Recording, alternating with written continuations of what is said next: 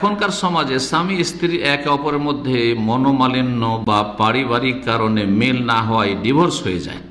আল্লাহ হেফাজত করে। গত কয়েকদিন আগে পড়লাম যে শুধুমাত্র ঢাকা শহরে প্রতিদিন কয়টি করে তালাক হচ্ছে? 39টা পড়লাম বা তার এরকম বেশি পড়লাম। প্রতিদিন কি হচ্ছে? 39টা করে তালাক হচ্ছে। সৌদি আরবে তালাকের হার অনেক বেশি। পশ্চিমা দেশে তো হাদ্দেস ওয়ালা হারাজ, যা বলবেন তাই। পশ্চিমা দেশে অধিকাংশ বিয়েগুলো টিকে না, যেমন অমুসলিমদের টিকে না তেমন মুসলিমদেরও বিয়ে টিকে না, ইল্লা মাশাআল্লাহ। আর যেসব বিয়েগুলো টিকছে অশান্তির শেষ নেই, অশান্তির সাথেই টিকছে। কারণ কি জানেন? বেশ কিছু কারণ রয়েছে, তার মধ্যে একটি গুরুত্বপূর্ণ কারণ হচ্ছে এই পার্থিব সুখের জীবন বেশি। সুখে থাকলে ভূতে কিলাই, আমাদের আঞ্চলিক ভাষা বলে, সুখে খেলে ভূতে কিলাই। তো আজকাল মহিলারা খুব সুখে খাচ্ছে। আগে আমাদের মা খালারা দাদি নানি যে কষ্ট করেছে, ওই সব কষ্ট করতে হয় না। হ্যাঁ, না আটা পিষতে হচ্ছে, না ওই ধান ভাঙতে হচ্ছে, হ্যাঁ, না আপনার ওই সংসারে অতগুলি কাজ করছে, কোন রকম পাক করা সেটা করতে চাই না। ওই হোটেল থেকে নিয়ে এসো, আরে ফাস্ট ফুড নিয়ে এসো, আরে আজকে এটা নিয়ে এসো, তো আজকে এটা নিয়ে এসো। আউযুবিল্লাহ। ভোগবিলাসের জীবন, সুখের জীবন পারিবারিক কাঠামোকে বরবাদ করছে। সাবধান হয়ে যান। সুতরাং এই পার্থিব টাকা পয়সার সুখটা আসল সুখ না। আসল সুখ হচ্ছে দাম্পত্য জীবনের সুখ, মানসিক শান্তি। স্বামী শান্তিতে আছে, স্ত্রীও শান্তিতে আছে, এটা সবচেয়ে বড় শান্তি। এই শান্তিকে বহাল রাখার চেষ্টা করুন। সুতরাং দুনিয়ার ভোগ বিলাসের পিছনে ছুটবেন না, দুনিয়ার নিয়ামতকে তুচ্ছ মনে করবেন।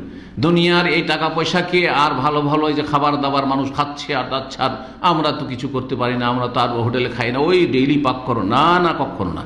দুনিয়ার দিকে দেখবেন না, আশেপাশের লোকের দিকে দেখবেন না। দুনিয়ার লোকের কম্পিটিশন, তারা নতুন নতুন মোবাইল ব্যবহার করে, নতুন নতুন গাড়ি কিনছে, আর তুমি কি করছো? নতুন নতুন বাড়ি সাজাচ্ছে, তুমি কি করছো? না না, খবরদার না। এই টাকা পয়সাগুলোকে বাঁচান আর গরিব দুঃখীদেরকে দেন আর দান খায়রাত করেন আর সাধারণ সিম্পল জীবনযাপন করেন, ওতে শান্তি রয়েছে, ওতে সুখ শান্তি রয়েছে। 2 নম্বর কারণ তালাকের হচ্ছে এই আপনার কি বলবো, স্মার্টফোন। আর স্মার্টফোনে সোশ্যাল মিডিয়ার ফ্যাসিলিটি। স্ত্রী অধিকাংশ সময় স্বামী থেকে ছেলে মেয়ে থেকে গাফিল, মোবাইল ইন্টারনেটে মেতে রয়েছে। স্বামী মোবাইল ইন্টারনেটে মেতে রয়েছে, যার ফলে কেউ কারো সাথে সাথ দেয় না, কেউ কারো পাশে দাঁড়ায় না। নফসি নফসি নফসি নফসি, বাচ্চাদের খোঁজ খবর রাখে না। মেজাজ গরম হচ্ছে 2 দিক থেকে একে অপরের ওপর, আর তারপরে শেষ পরিণাম তালাক হয়ে যাচ্ছে। জি, এর সাথে পরকীয়া প্রেম তো আছেই এই স্মার্টফোন থাকার কারণে।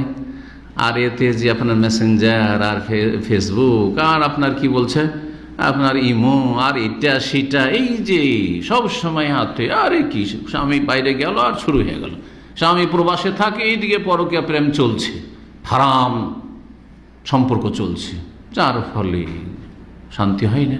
শেষ পরিণাম কি হয়ে যাচ্ছে? তালাক হয়ে যাচ্ছে। শেষ পরিণাম তালাক হয়ে যাচ্ছে। আল্লাহ হেফাজত করুন।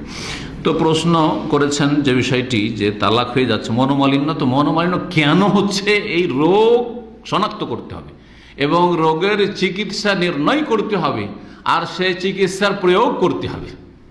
শুধু বললে হবে না তালাক হয়েছে, কেন তালাক হচ্ছে একজন স্ত্রীকেও চিন্তা করতে হবে, একজন স্বামীকেও চিন্তা করতে হবে, এরকম তালাকের পরিস্থিতি কেন তৈরি হয়ে যাচ্ছে। কেন আমাদের মা খালাদের তৈরি হয়নি? শতকরা একটা তালাক হয়নি, হাজারে একটা করে তালাক হয়েছে আমাদের। আমাদের যেগুলো মনে পড়ছে, হ্যাঁ, আমাদের বয়সের, এমনকি আমাদের চাইতে যারা জুনিয়র তাদের মধ্যে দেখেন যে শতকরা একটা করে তালাক হইতো না, আজকাল শতকরা 60-70-80টাই তালাক হয়ে যাচ্ছে। 10-20টা বিয়ে টিকছে কেন? আল্লাহ হেফাজত করেন। দেখা যায় 1 বার বা 2 বার বিবাহ হয়, কিন্তু সুখ হয় না। এই জন্য সুখ হয় না যে কারণ করে বললাম, সমাজ তাদের বলে থাকে এই দোষ বা ভুলের কারণে ডিভোর্স হলো, দোষের কারণে। দোষ তো হয় 2 জনেরই আছে, আর না হলে একজনের তো অবশ্যই আছে, ঠিক না? বিনা দোষী কি আর তালাক হয়? দোষ আছে। ভুল বুঝাবুঝি আছে, কিছু দোষও আছে, আর কিছু ভুল বুঝাবুঝি আছে, আর কোনো কোনো ক্ষেত্রে সন্দেহ কাজ করে। যদি একে অপরকে সন্দেহের দৃষ্টিতে দেখে তাহলে তো কখনো শান্তি হবে না, তাই না? আপনি বাইরে গেলে আপনার স্ত্রী সন্দেহ করে, আপনি টেলিফোন করলেই সন্দেহ করে, দেখি কাকে টেলিফোন করে, আর আপনিও স্ত্রীকে সন্দেহ করেন। যদি এইরকম হয় তাহলে কি আর শান্তি হবে? কখন শান্তি হবে না।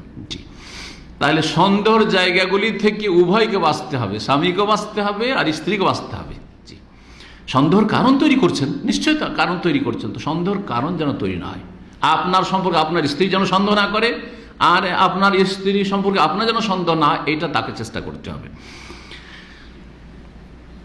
এখানে প্রশ্ন হলো, আল্লাহ কি আগে থেকেই তাদের তকদিরে এমনটি রেখেছেন নাকি তাদের কিছু ভুলের জন্য ঘটলো? দুটোই। আল্লাহ তকদিরে লিখে রেখেছেন আর ভুলও আছে, ভুলের কারণে হয়েছে। ওমা আসাবাকুম মিন মুসিবাতিন ফাবিমা কাসাবাত আইদিকুম, আল্লাহ বলেন তোমাদের উপর যে কোনো বালা মুসিবত আসে তোমাদের কর্মফল স্বরূপ, কৃতকর্মের কারণে, তোমাদের পাপের কারণে। তাহলে পাপগুলি কারণ, আর আল্লাহ লিখে রেখেছেন যে অমুক যুগে অমুক আব্দুল্লাহ আসবে, আব্দুর রহমান আসবে, অমুক অমুক আসবে, আর তারা বিভিন্ন পাপ করবে, শেষ পরিণাম জাহান্নামে, যে শেষ পরিণাম তাদের তালাক হবে, ইত্যাদি ইত্যাদি। তো আল্লাহ তকদির লিখে রেখেছে মানে আপনি বাধ্য না, বরং আপনি এইরকমটা করবেন আর আপনার স্ত্রী এরকম করবে আর শেষ পরিণাম তালাক হবে, সেই জন্য আল্লাহ লিখে রেখেছে। আল্লাহ হচ্ছেন আলেমুল গায়ব ওয়াশ শাহাদা, সবকিছু জানছেন আল্লাহ, সবকিছু জানছেন। শেষ রেজাল্ট আল্লাহ লিখে রেখেছেন। কিন্তু আপনাদের স্বাধীনতাও ছিল, সুসম্পর্ক বহালও রাখতে পারতেন, রাখেননি। জি।